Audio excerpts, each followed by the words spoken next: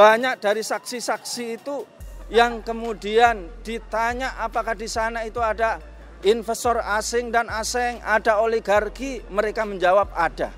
Salah satunya juga ditegaskan oleh Bapak Alimuddin, Kepala Dinas Penanaman Modal dan Pelayanan Terpadu Penajam Utara. Dia mengatakan ada investor di sana dari oligarki, salah satunya adalah Bapak Hasim Joyo Hadikusumo. Ya. Nah, demikian juga kalau dia itu mengetahui ada investor dari konglomerat, dari oligarki Bapak Hasim Joyo Hadikusumo, dengan kata lain data yang ada di Walhi, yakni di sana itu ada konsensi juga yang dimiliki oleh Bapak Luhut Binsar Panjaitan, oleh Bapak Sukamto Tanoto, oleh Yusril Iza Mahendra dan lain-lain, tentu benar adanya.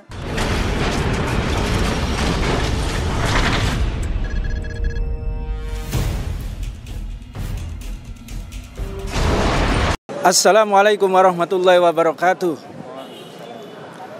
Ya, ini sidang yang sudah sekitar bersama Bang Edi Mulyadi ini sudah yang ke-13 atau 14 ya? 14 ya.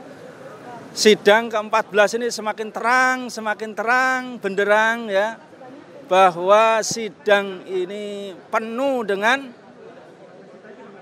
kesaksian yang mengada-ada. Ya, bahkan dipaksakan, bahkan kalau bisa kita simpulkan ya bisa batal demi hukum ya kalau dalam istilah umum ini. Ya, yang pertama bisa kita lihat ya dari saksi-saksi yang ada itu semakin banyak ya kesaksiannya itu mengada-ada, bahkan tidak mampu menjawab, tidak tahu ya, bahkan juga bisa terkategori ya memberikan kesaksian yang tidak benar atau bohong. Ya, ambil contoh ya, misalnya adalah ada 3 orang saksi yang BAP-nya sama, isinya sama, kalimatnya sama, titik dan komanya sama. Ya, maka tentu ini adalah ya dugaan kuat bahwa ini adalah BAP kopas atau BAP pesanan.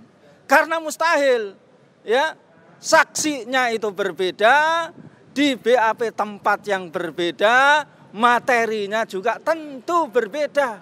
Sehingga mustahil kalau kemudian isinya sama, kalimatnya sama, titik dan komanya sama. Nah, itu antara lain.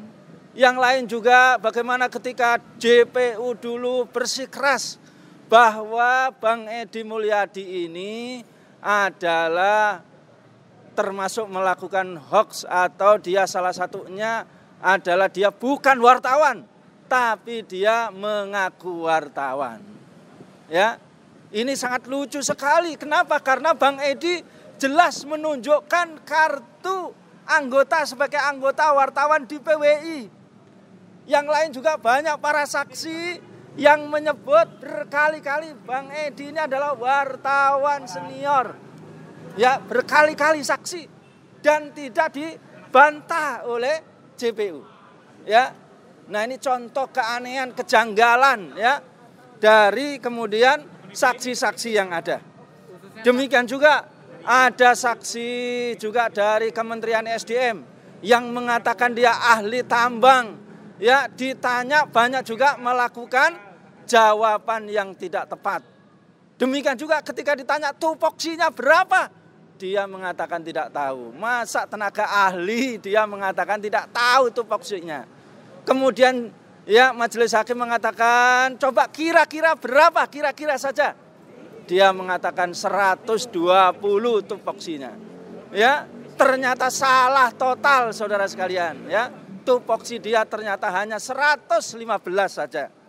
Demikian juga ya banyak saksi yang dia ya memberikan kesaksian bahwa seluruh warga Kalimantan setuju dengan pemindahan IKN di Kalimantan Timur.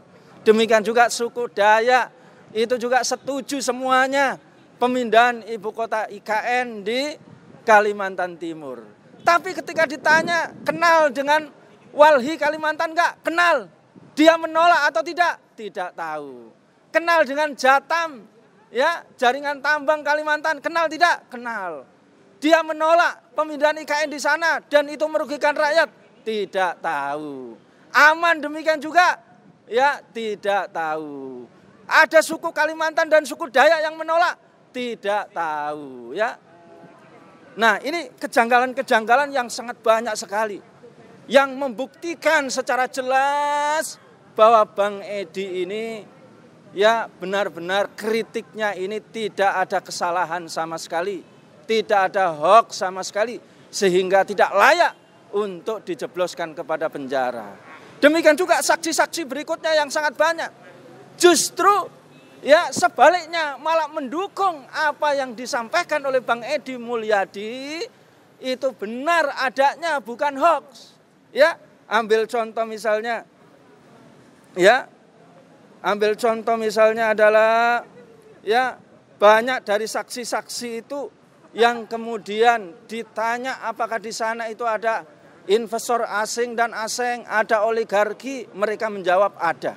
Salah satunya juga ditegaskan oleh Bapak Alimuddin, Kepala Dinas Penanaman Modal dan Pelayanan Terpadu Penajam Utara. Dia mengatakan ada investor di sana dari oligarki, salah satunya adalah Bapak Hasim Joyo Hadikusumo. Ya.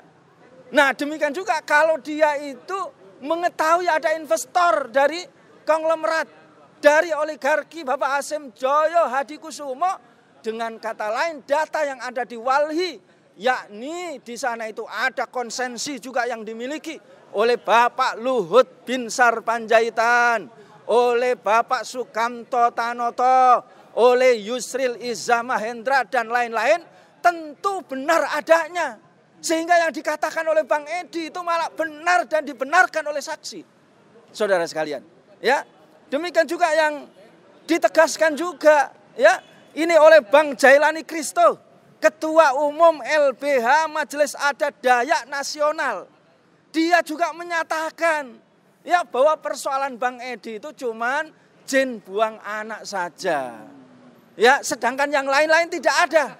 Bahkan dia mengakui di sana itu banyak perusahaan-perusahaan asing dan asing. Ya, dia menjelaskan juga masyarakat Dayak di Kalimantan Timur sana juga masih terjajah. Masyarakat Kalimantan dan Dayak Kalimantan Timur di sana masih tertindas. Ya, dan mereka banyak juga terjadi keributan, banyak juga terjadi kericuan dengan pengusaha-pengusaha yang tidak bertanggung jawab. Ya, apalagi kalau kita kaitkan dengan kondisi ekonomi yang sekarang ini sangat menurun jauh. Ya, dengan kondisi pemulihan ya pandemik COVID-19. Demikian juga dengan krisis ekonomi global atau ekonomi dunia ini. Ya, maka kita bisa melihat apa yang dikatakan oleh Bang Edi Mulyadi bahwa pemindahan IKN di Kalimantan Timur ini akan betul-betul ya menyengsarakan APBN yang pada akhirnya akan menyengsarakan rakyat. Ya, demikian juga akan menguntungkan para investor oligarki dan masyarakat hanya diberikan secuil keuntungan saja. Demikian juga apalagi mengganggu ekologi. Demikian juga kemudian di sana kedaulatannya juga terancam. Ini semuanya Bang Edi menyampaikan dari data Walhi, dari data Jatam dan 17 Pokjah dan lain sebagainya, ada datanya. Dan realitasnya sekarang ini benar adanya. Ya, pemerintah ini dalam keadaan yang sulit. Ya, bagaimana ketika APBN sekarang ini kritis, maka subsidi dicabut, akhirnya menjadikan gas naik, menjadikan Pertamax naik, menjadikan PLN naik, menjadikan air naik, menjadikan biaya tol naik, dan biaya pajak juga naik, dan yang lain-lain menjadi naik. Sehingga kemudian yang sengsara akhirnya adalah rakyat. Membeli beras akhirnya menjadi mahal, membeli minyak juga naik, membeli juga ya bahan-bahan cabai juga naik.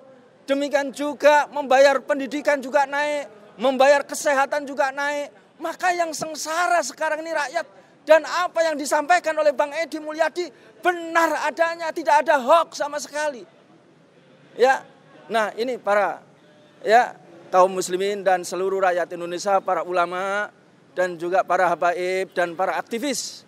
Ya, kami sampaikan bahwa sekali lagi dari saksi-saksi malah mendukung, malah kemudian mengakui, meringankan, bahkan juga menjelaskan bahwa apa yang disampaikan oleh Bang Edi Mulyadi itu benar adanya, bukan hoax. Gitu. Ya, dan yang lain apa yang disampaikan oleh Bang Edi Mulyadi ini adalah benar-benar amar ma'ruf nahi mungkar. Ya, untuk kecintaan negeri ini, untuk kecintaan rakyat Kalimantan dan juga termasuk suku Dayak. Sebagaimana yang dijelaskan oleh baginda Rasulullah SAW. Ya, auzubillahi minasyaitonirrajim. Inna afdalal jihad kalimatu haqqin inda sultanin jair. Ya, sebaik-baik pahala dari jihad adalah menyampaikan kebenaran di hadapan penguasa yang zalim. Ya, ini saya pikir yang disampaikan oleh Bang Edi. Ya, dia tidak menerima uang, dia tidak menerima jabatan, dia juga tidak meminta disanjung, dan dia juga tidak meminta bayaran-bayaran yang lain. Ini adalah pasti adanya. Oleh karena itu kami sampaikan sekali lagi kepada majelis hakim, ya, maka Bang Edi ini tidak layak untuk dijebloskan ke dalam penjara. Oleh karena itu saya sampaikan segera diputus bebas kepada Bang Edi Mulyadi. Sekali lagi, ya, segera diputus bebas kepada Bang Edi Mulyadi. Karena kalau tidak, justru ini akan menampar, ya, wajah, menampar dari kredibilitas dari kehakiman juga termasuk kejaksaan. Karena nampak sekali kriminalisasinya, nampak sekali sidang ini adalah tidak kredibel. Nampak sekali bahwa sidang ini ada tekanan politik dan juga pesanan oligarki. Assalamualaikum warahmatullahi wabarakatuh.